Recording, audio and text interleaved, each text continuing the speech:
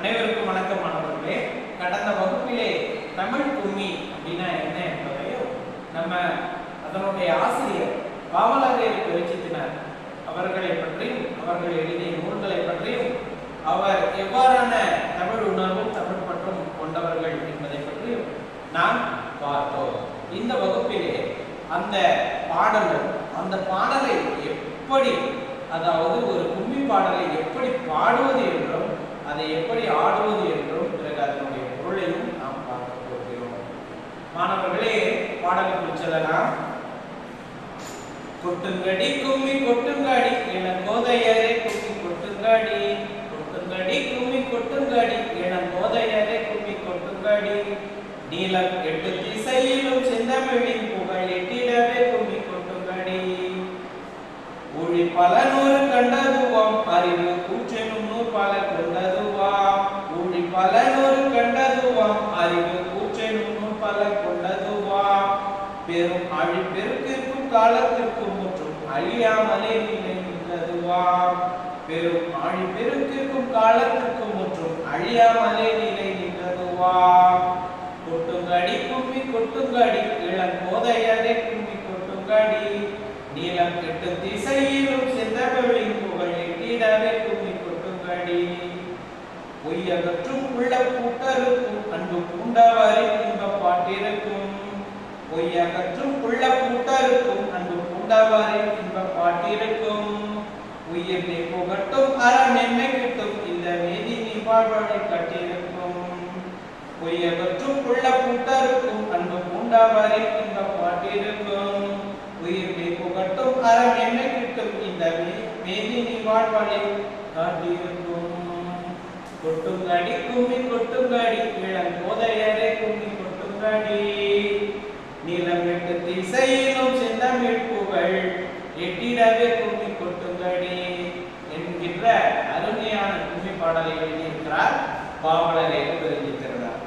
ஆழிப்பெருக்கு, ஆழிப்பெருக்கு என்றால் கடல் போல், பிறகு மேதினி உலகம், ஊழி நீண்ட காலத்தினுடைய பகுதியை தான் என்னன்னு சொல்லுவாங்க, ஊழி காலம் என்று சொல்லுவார்கள். பிறகு உள்ள பூட்டு என்றால் உள்ளத்தின் அறியாமை என்பது சொல்லின் பொருள். இளம்பெண்களே தமிழின் புகழ் எட்டு திசையிலும் பரவிடும் வகையில் கைகளை கொட்டி கும்மி அடிக்கும், பாடலையே கும்மி கொட்டோம். இந்த பாடலுக்கு நம்ம எப்படி பண்ணணும் அப்படின்னா, அனைத்து பெண்களும் ஆண்களும் அனைவருமே முழுமையாக ஒரு வட்டமாக சுற்றி நின்று கும்மி தட்ட வேண்டும். பல நூறு ஆண்டுகளை கண்டது தமிழ், அறிவு ஊற்றாகிய நூல்கள் பலவற்றை கொண்ட மொழி. அதாவது தமிழ்ல ஒரு பழமொழி இருக்கிறது, கல் தோன்றி மண் தோன்றி கல் தோன்றி காலத்தே முன் தோன்றிய நின்ற மூத்த மொழி என்று. அதாவது கல்லும் மண்ணும் தோன்றுவதற்கு முன்பே தமிழ் மொழியானது தோன்றியிருக்கிறது. பிறகு அறிவு ஊற்றாகிய பல நூல்கள் நம்முடைய தமிழ் மொழியிலே காணப்படுகிறது. பெரும் கடல் சீற்றங்கள் கால மாற்றங்கள் ஆகிய எவற்றாலும் அறியாமல் நிலைத்திருக்கும் மொழி. இன்றைக்கு இந்த கோயம்புத்தூர் என்பது 50 ஆண்டுகளுக்கு முன்னாடி இப்படி கிடையாது. இந்த தமிழ்நாடு என்பது இப்படி கிடையாது. எத்தனையோ கால பருவநிலை மாற்றங்கள், சுனாமி, எத்தனையோ இயற்கை பேரிடர்கள், மாற்றங்கள் எல்லாம் வந்திருக்கிறது. ஆனால் நம் தமிழ் மொழியானது இன்றுக்கும் கூட அழியாமல் நிலைத்திருப்பது ஒரு பெருமையான விஷயமாக இருக்கிறது. பிறகு தமிழ் பொய்மை அகற்றும் மொழி. பொய்மை மெய்மை. பொய்மை என்பது அதாவது பொய் பேசுதல், இதுவாக போன்ற தவறான ஒரு செயல்களை இல்லை நிகழவே இல்லாத செயல்களை பொய்யாக ஒன்று இருப்பது, அதை அகற்றுவதுதான் தமிழ் மொழி. எந்த நூல்ல வேணா எடுத்துக்கங்க, எப்போதுமே பொய் பேசு, உண்மை பேசாதே போன்று யாராவது சொல்லி இருக்கிறாங்களே, கிடையவே கிடையாது. எந்த நூல்களாக வேணா எடுக்கிறார், எப்படிப்பட்ட அறநெறி கருத்துக்களை கொடுத்திருக்கிறாங்க அப்படிங்கிறத நீங்க முக்கியமாக கண்காணிக்க வேண்டும். பிறகு அது மனத்தின் அறியாமையை நீக்கும் மொழி. அதாவது தமிழ் படித்தவர்கள் எப்போதுமே முட்டாளாக இருக்க மாட்டார்கள் அப்படின்னு சொல்லுவாங்க. என்ன காரணம் அப்படின்னா, மற்ற பாடங்களை நீங்க ஒரு தொழில் சார்ந்ததா படிக்கிறீங்களே தவிர்த்து, அதாவது வாழ்க்கைக்கான கல்வி நீதி என்பதை நீங்க கொடுப்பது தமிழ் மொழி தான். ஆகவே நமக்குள்ள அறியாமை என்கின்ற ஒரு இருள் இருந்தாலும் கூட அதை நீக்கும் வண்ணமாக தமிழ் மொழியானது இருக்கிறது என்பதை நீங்கள்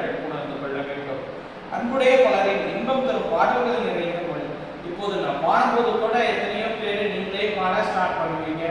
அதாவது எத்தனையோ பேர் மகிழ்ச்சியா இருப்பீங்க. இது போல அனைவரின் உள்ளத்திலும் மகிழ்ச்சியை தரக்கூடிய மொழியாக தமிழ் மொழி இருக்கிறது.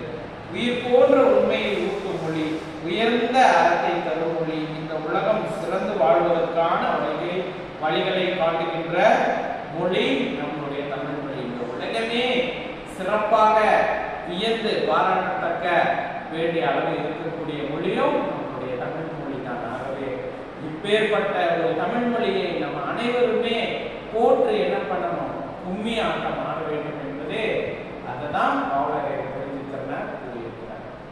நன்றி மாணவர்களே, அடுத்த வகுப்பில் சந்திக்கலாம்.